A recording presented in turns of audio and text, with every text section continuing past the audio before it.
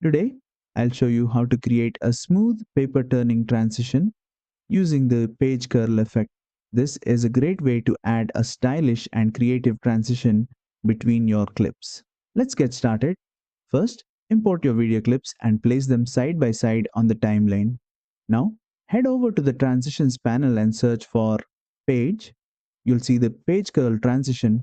This is the effect that creates the paper turning look. Drag and drop the transition between your two clips. By default, Filmora applies a standard duration, but you can adjust it by dragging the edges of the transition on the timeline.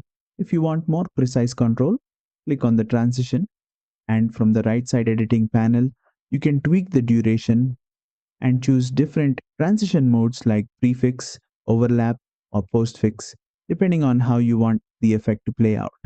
For an even more polished look, try enabling the include trim frames option to make the transition feel smoother.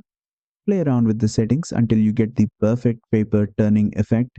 And that's it. You've successfully added a paper turning transition in Filmora.